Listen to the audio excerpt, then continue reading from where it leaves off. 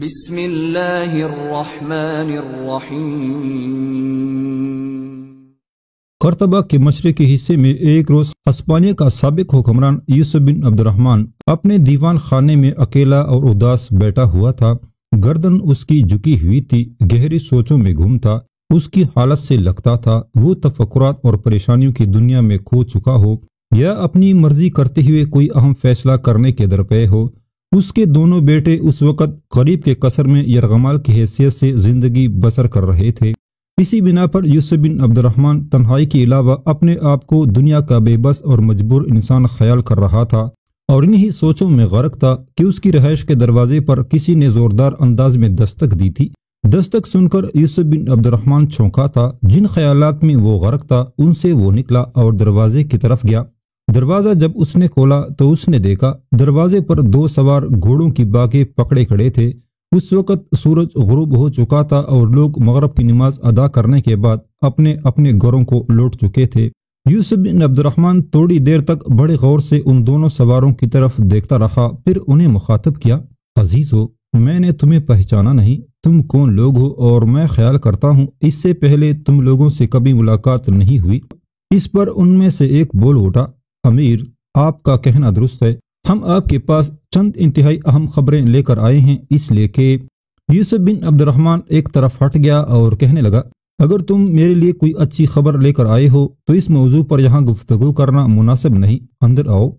دونوں سوار اندر داخل ہوئے۔ یوسف بن عبد الرحمن دونوں کو استبل کی طرف لے گیا۔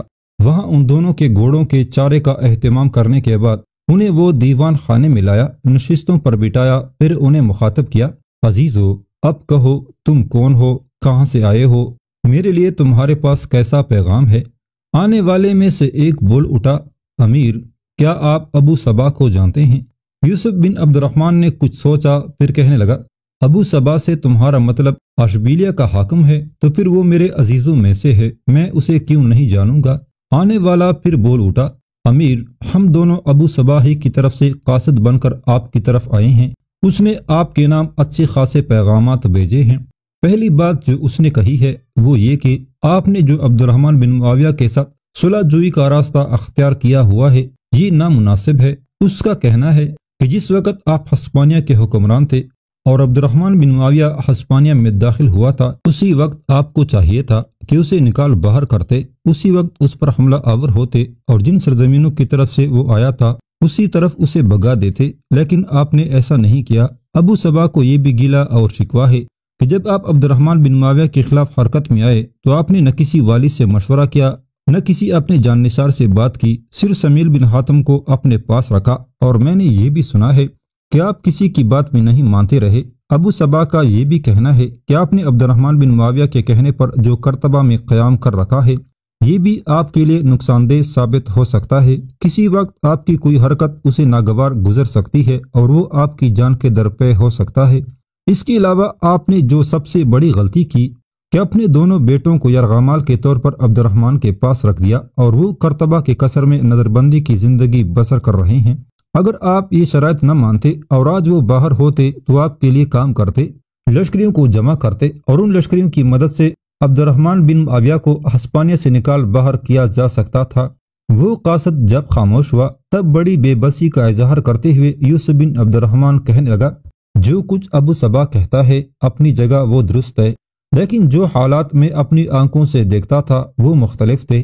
عبد الرحمن بن معاویہ کے ساتھ ایسے سالار شامل ہو گئے تھے جو جنگ کا بہترین تجربہ رکھتے تھے۔ اگر میں صلح جوئی کا راستہ اختیار نہ کرتا تو یاد رکھنا وہ جنگوں میں ہر صورت میں مجھے نیچا دکھاتے، میری جان کے درپے ہو جاتے۔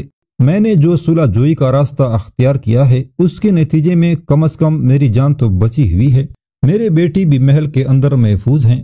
تم دیکھتے ہو عبد الرحمن بن معاویہ کا ساتھ بڑے بڑے نامور سالار دے رہے ہیں، ان میں یوسف بن بخت ہے، اس کا چچا عبد الملک اور اس کے بیٹے ہیں، ابو عثمان ہے، عبداللہ بن خالد اور اس کے لواحقین ہے، اس کے علاوہ اور بہت سے سالار اس کا ساتھ دے رہے ہیں۔ میرے ساتھ سمیل بن حاتم کے علاوہ چند اور تھے جو جنگ کا وسیع تجربہ نہیں رکھتے تھے، صرف سیمل جنگ کا تجربہ رکھتا تھا، لیکن وہ اکیلا کیا کر سکتا تھا؟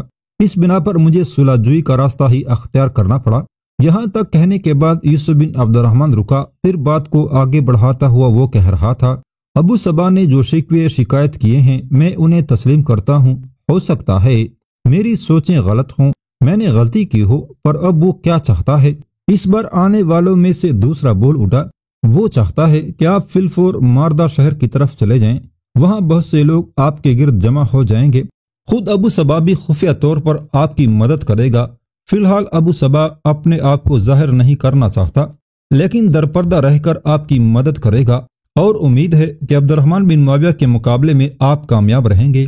وہ شخص جب خاموش ہوا تب کسی قدر پریشانی کا اظہار کرتے ہوئے یوسف بن عبد الرحمن کہنے لگا، اکیلے ابو صبا کی مدد کرنے سے یہ مسئلہ حل نہیں ہوگا، اس لیے کہ عبد الرحمن بن معاویہ کافی طاقت پکڑ چکا ہے اور اس کا مقابلہ کرنے اور اسے ہسپانیہ سے نکالنے کے لیے ایک بڑے اتحاد کی ضرورت ہے۔ یوسف بن عبد الرحمن کے ان الفاظ کے جواب میں ان دو میں سے ایک پھر بول اٹھا، آپ کو فکرمند ہونے کی ضرورت نہیں ہے، اگر یہاں سے نکل کر آپ ماروا کا رخ کرتے ہیں تو آپ کی پشت پناہی پر صرف اشبیلیہ کا حاکم ابو صبا اکیلا نہیں ہوگا، بلکہ قبائل کے بڑے سرداروں میں سے ارزق بن نعمان اور حشام پوری طرح آپ کی مدد کریں گے۔ آپ ان دونوں سرداروں کو اچھی طرح جانتے ہیں، ان کے ساتھ کس قدر قوت ہے اس سے بھی آپ واقف ہیں۔ اس انکشاف پر یوسف بن عبد الرحمن کے چہرے پر رونق اور آنکھوں میں چمک پیدا ہوئی تھی۔ کچھ دیر سوچتا رہا، پھر ان دونوں کو مخاطب کر کے کہنے لگا، اگر ابو صبا درپردہ میری مدد کرتا ہے اور اس کے علاوہ ارزق بن نعمان اور حشام بھی میرا ساتھ دیتے ہیں تو پھر میرا اندازہ ہے کہ بات بن سکتی ہے، ہم چھاتی تان کر عبد الرحمن بن معاویہ کا مقابلہ کر سکتے ہیں اور اسے پسپائی پر مجبور بھی کر سکتے ہیں۔ یوسف بن عبد الرحمن کی گفتگو سے آنے والے وہ دونوں قاصد خوش ہو گئے تھے۔ پھر ایک یوسف کو مخاطب کر کے کہنے لگا، یہ معاملہ ہے تو پھر آج رات کو یہاں سے نکل جانا چاہیے، دونوں آپ کے ساتھ ہوں گے، ماروا تک آپ کے ساتھ جائیں گے، اس کے بعد بھی آپ کے پہلو سے پہلو ملا کر کام کریں گے۔ یوسف بن عبد الرحمن نے ایک لمبا سانس لیا، پھر کہنے لگا، میں تم دونوں کی تجویز سے اتفاق کرتا ہوں، آج رات کرتبہ سے نکل کر ماروا کی طرف کوچ کیا جائے گا۔ یہاں تک کہتے کہتے یوسف بن عبد الرحمن کو رک جانا پڑا۔ اس کے بعد بڑے غور سے باری باری ان کی طرف پھر دیکھنے لگا، کیا اس سلسلے میں سمیل بن حاتم سے بات نہ کریں اور اسے بھی اپنے ساتھ لے کر جائیں؟ ان دو میں سے ایک نے خدشات کا اظہار کرتے ہوئے کہنا شروع کیا، سمیل کو ساتھ لے کر جانا اپنے آپ کو گرفتار کروانے کے مترادف ہے، اگر ہم سمیل کو بھی اپنے ساتھ لے جاتے ہیں تو یاد رکھیے گا کسی نہ کسی طرح اس فرار کی خبر ہو جائے گی، ہم سب پکڑے جائیں گے اور موت کے گھاٹ اتار دیے جائیں گے۔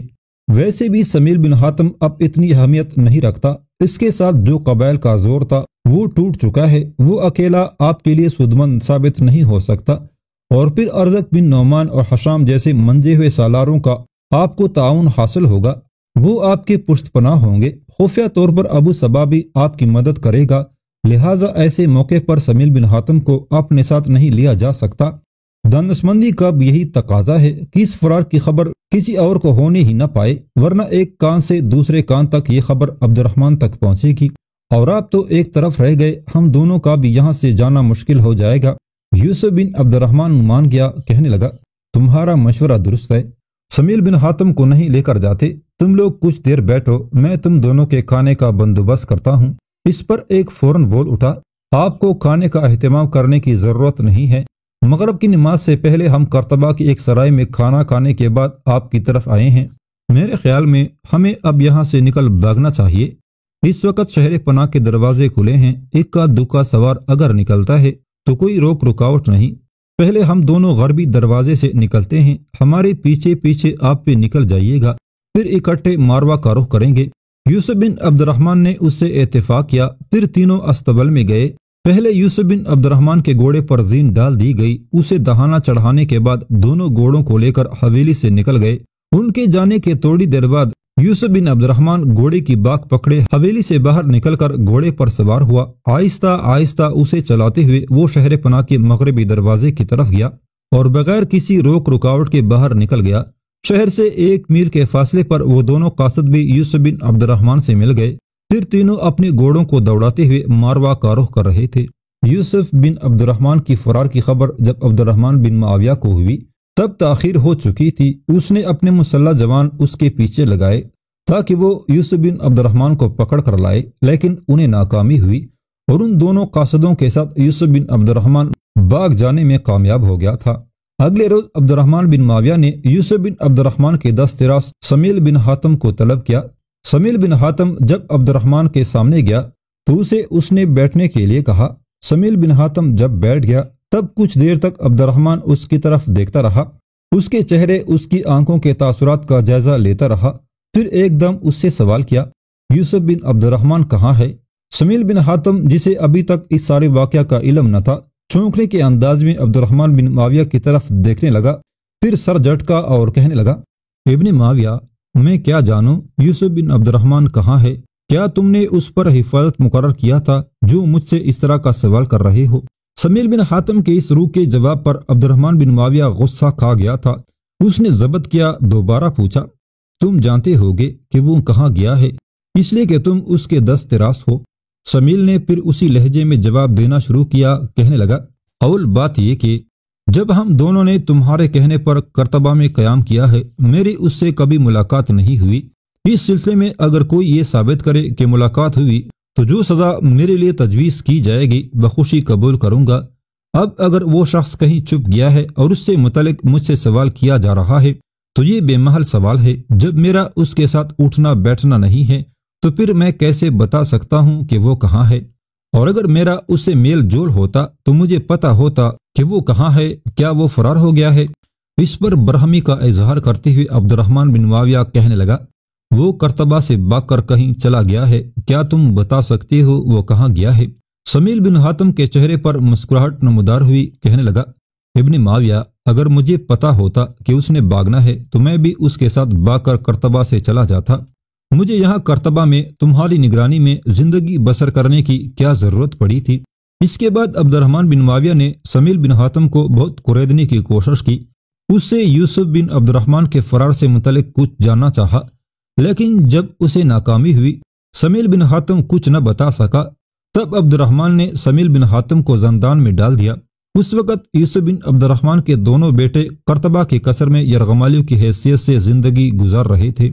عبد الرحمن بن معاویہ نے ان دونوں بھائیوں کو بھی زندان میں ڈال دیا تھا۔ ان دو میں سے ایک یوسف بن عبد الرحمن کا بیٹا ابو الاسود اور دوسرا اس کا داماد حبیب بن عبد الرحمن تھا، جسے وہ اپنا بیٹا ہی خیال کرتا تھا۔ بہرحال یوسف بن عبد الرحمن ماردہ یا ماروا پہنچ گیا۔ اس کے وہاں پہنچنے کے ساتھ ہی بہت سے عرب اور بربر قبائل اس کے گرد جمع ہو گئے اور اس کے پاس مسلح جوانوں کی خاصی بڑی تعداد ہو گئی۔ یہ صورتحال دیکھتے ہوئے یوسف بن عبد الرحمن نے وہاں سے کوچ کیا۔ وہ چاہتا تھا کہ لکنت سے ہوتا ہوا کرتبہ جائے اور وہاں عبد الرحمن بن معاویہ سے ٹکرائے اور اسے شکست دے کر اسے کرتبہ سے نکال باہر کرے۔ دوسری جانب عبد الرحمن بن معاویہ کو بھی یوسف بن عبد الرحمن کی ان تیاریوں کی خبر ہو گئی تھی، ساتھ ہی اسے یہ بھی بنک پڑ گئی تھی کہ اشبیلے کا حاکم ابو صبا اندر ہی اندر یوسف بن عبد الرحمن کی مدد کر رہا ہے۔ لہٰذا سب سے پہلا قدم جو عبد الرحمن بن معاویہ نے اٹھایا وہ یہ تھا کہ اس نے ابو صبا کو اشبیلے کی ولایت سے معزول کر دیا اور عبد الملک کو عارضی طور پر اشبیلے کا حاکم مقرر کر دیا۔ ساتھ ہی عبد الرحمن بن معاویہ نے یوسف بن بخت اور اپنے سالاروں کے ساتھ کرتبہ سے کوچ کیا۔ ان کا ارادہ تھا کہ ماردہ کے اطراف میں ہی یوسف بن عبد الرحمن سے ٹکرا کر اس کا خاتمہ کر دیا جائے۔ یوسف بن عبد الرحمن کو جب خبر ہوئی کہ عبد الرحمن بن معاویہ اس پر حملہ آور ہونے کے لیے کرتبہ سے کوچ کر چکا ہے، تب اس نے لکنت کی طرف جانے کے بجائے اشبیلیہ کا رخ کیا۔ یہاں سے مزید عرب قبائل کے جوان اس کے ساتھ مل گئے۔ مورخین کا خیال ہے کہ اس کے پاس لگ بھگ 20,000 مسلح جوان جمع ہو گئے تھے۔ اشبیلیہ میں ابو صبا کو معزول کیا جا چکا تھا۔ اشبیلیہ کا حاکم اب عبد الملک تھا اور اسے جب خبر ہوئی کہ یوسف بن عبد الرحمن 20,000 جنگجوؤں کے ساتھ اشبیلیہ کا رخ کر رہا ہے، وہ قلعہ بند ہو کر بیٹھ گیا۔ ساتھ ہی اس نے اپنے بیٹے کو دوسرے شہروں سے کمک لینے کے لیے روانہ کر دیا۔ اب یوسف بن عبد الرحمن کو ایک اور فکر لاحق ہوئی۔ اس نے سوچا کہ عبد الرحمن بن معاویہ کا مقابلہ کرنے کے لیے کرتبہ کا رخ کرتا ہے تو وہ دو طرفہ حملے کا شکار ہو سکتا ہے۔ سامنے کی طرف سے عبد الرحمن بن معاویہ اس پر حملہ آور ہوگا، پشت کی طرف سے عبد الملک اشبیلیہ شہر سے نکل کر اس پر حملہ کر کے اسے بے پناہ نقصان پہنچا سکتا ہے۔ لہٰذا رازداری کے ساتھ اس نے اپنا رخ بدلا۔ اشبیلیہ جانے کے بجائے وہ بڑی برق رفتاری سے عبد الرحمن بن معاویہ کی طرف بڑھا اور برج اسامہ کے مقام پر اپنے لشکر کے ساتھ اس نے پڑاؤ کیا۔ بہرحال عبد الرحمن بن معاویہ اپنے لشکر کے ساتھ ابھی دور تھا۔ کتنی دیر تک عبد الملک بھی کمک لے کر آ گیا۔ اس سے عبد الملک کو حوصلہ ہوا، لہٰذا وہ اشبیلیہ شہر سے نکلا اور یوسف بن عبد الرحمن پر اس نے حملہ آور ہونے کا ارادہ کر لیا تھا۔ یوسف بن عبد الرحمن اس وقت برج اسامہ میں پڑاؤ کیے ہوئے تھا۔ عبد الملک بھی لشکر کے ساتھ وہاں پہنچا۔ دونوں لشکر ایک دوسرے کے سامنے صف آرا ہوئے۔ لڑائی قدیم رواج کے مطابق شروع ہوئی۔ یوسف بن عبد الرحمن کی طرف سے ایک بربر جو نہایت تنومند اور دیو ہیکل تھا اپنی لشکر سے نکلا، دونوں لشکروں کے بیچ آیا۔ پرانے قاعدے کے مطابق پہلے اس نے رجس خوانی کی، پھر اپنا مد مقابل مانگا۔ اس کا مقابلہ کرنے کے لیے عبد الملک نے اپنے بیٹے عمر کو بھیجا۔ کہتے ہیں عمر ابھی اس کے مقابلے کے لیے نکلنا ہی چاہتا تھا کہ ایک حبشی عبد الملک کے لشکر سے نکلا اور عمر کی راہ روکتے ہوئے کہنے لگا، اس بربر سے آپ نہیں ٹکرائیں گے، یوں جانیں یہ میرا شکار ہے، اس کے مقابلے میں مجھے جانا چاہیے۔ اس کے ساتھ ہی عمر کے جواب کا انتظار کیے بغیر وہ حبشی اپنے گھوڑے کو دوڑاتا ہوا میدان کے وسطی حصے کی طرف چلا گیا تھا۔ اس وقت ہلکی ہلکی بوندا باندی شروع ہو چکی تھی۔ یوں دونوں لشکریوں کے درمیان دونوں حریف دیر تک اپنے اپنے جوہر دکھاتے رہے۔ زیادہ بارش برسنے کی وجہ سے زمین پر پھسلن ہو چکی تھی۔ اتفاق سے بربر کا پاؤں پھسلا اور وہ گر پڑا۔ حبشی لپک کر آگے بڑھا اور اس نے تلوار بلند کرتے ہوئے گرائی اور اس بربر کے اس نے دونوں پاؤں کاٹ دیے۔ اس جیت پر عبد الملک کے حوصلے بڑھ گئے۔ اس موقع پر اس نے اور اس کے بیٹوں نے زوردار نعرہ مارا اور یوسف کے لشکر پر ٹوٹ پڑے تھے۔ عبد الملک اور اس کے لشکریوں کے حملہ آور ہونے میں عزم اور ضرب لگانے میں ایک انوکھا اور ایک نیا جلال تھا۔ دوسری جانب یوسف بن عبد الرحمن اور اس کے حواری بھی تنہائیوں کے شہر میں طوفانوں کے زور کی قدورت کی طرح ٹوٹ پڑے تھے۔ دونوں لشکریوں کے درمیان ہولناک جنگ شروع ہو گئی تھی۔ رزم گاہ میں موت کے دہکتے دوزخ بڑک اٹھے تھے۔ بڑی تیزی سے سینے چلنی، جبینیں خون نشان ہونا شروع ہو گئی تھی۔ آہستہ آہستہ عبد الملک اور اس کے لشکری یوسف بن عبد الرحمن کے ساتھیوں پر حاوی ہوتے دکھائی دینے لگے۔ یہ صورتحال یوسف بن عبد الرحمن اور اس کے لشکریوں کے لیے مایوس کن تھی، لہٰذا ان میں بگدڑ سی مچ گئی تھی۔ اس کے بعد یہ افراتفری ایسی بڑھی کہ اگلی صفوں کے جنگجو پچھلی صفوں کی طرف پلٹنے لگے تھے۔ یہ گویا مکمل طور پر پسپائی تھی۔ اس پسپائی کو دیکھتے ہوئے یوسف اپنی جان بچانے کے لیے بھاگ اٹھا۔ عبد الرحمن کے پاس چھوٹا سا لشکر تھا اور عبد الرحمن بن معاویہ ابھی دور تھا، لہٰذا اس نے بھاگنے والوں کا تعاقب نہیں کیا۔ دوسری جانب یوسف بن عبد الرحمن اپنی لشکریوں کے ساتھ نہیں بھاگا، اس کے ساتھ اس کے دو پرانے خادم تھے، انہیں لے کر وہ تلیتلیہ کی طرف بھاگا۔ وہ چاہتا تھا کہ تلیتلیہ میں پناہ لے لے اور عبد الرحمن بن معاویہ سے محفوظ ہو جائے، اور یوسف بن عبد الرحمن کی بدقسمتی کہ ابھی وہ تلیتلیہ سے 10 میل کے فاصلے پر تھا کہ راستے کی ایک بستی کے کچھ لوگوں نے اسے دیکھ لیا اور پہچان لیا۔ اس موقع پر ایک جوان نام جس کا عبداللہ بن عمر تھا، اس نے اپنے ساتھیوں کو مخاطب کر کے کہا، دوڑو پکڑو، یہ ہسپانیہ کا سابق حکمران یوسف بن عبد الرحمن ہے۔ اس پر اب دنیا تنگ ہو چکی ہے، اسے ٹھکانے لگا دینا چاہیے، اس لیے کہ جب تک یہ زندہ رہے گا نہ ہی چین سے بیٹھے گا نہ دوسروں کو آرام لینے دے گا۔ اس کی اس پکار پر لوگ اس کے پیچھے دوڑ پڑے۔ یوسف اور اس کے دونوں ساتھیوں کے گھوڑے تکے ہارے تھے، لہٰذا وہ ان کے اندر گر گئے تھے۔ اب تلیتلیہ صرف 4 میل کے فاصلے پر رہ گیا تھا۔ جن لوگوں نے انہیں گھیرا انہوں نے ایک غلام اور یوسف بن عبد الرحمن کو قتل کر دیا۔ دوسرا غلام کسی نہ کسی طرح بھاگ کر تلیتلیہ میں چلا گیا۔ اس طرح ہسپانیہ کے سابق حکمران یوسف بن عبد الرحمن کا خاتمہ ہو گیا۔ دوسرا ایک اور حادثہ پیش آیا۔ یوسف بن عبد الرحمن کے ساتھیوں میں سے اب قابل ذکر سمیل بن حاتم رہتا تھا، جسے عبد الرحمن بن معاویہ نے زندان میں ڈال دیا تھا۔ کہتے ہیں وہ زندان میں مر گیا، اس کی لاش کے پاس زہر کا ایک پیالہ پڑا ہوا تھا۔ کچھ مورخین کا خیال ہے کہ اسے زہر پلا دیا گیا تھا، کچھ کا خیال ہے اس نے خود ہی زہر پی لیا تھا۔ عبد الرحمن بن معاویہ اور یوسف بن بخت کو یوسف بن عبد الرحمن سے ٹکرانا ہی نہ پڑا، اس کا خاتمہ ہو گیا۔ لہٰذا اپنی لشکر کو لے کر عبد الرحمن بن معاویہ اور یوسف بن بخت واپس کرتبہ کی طرف چلے گئے تھے۔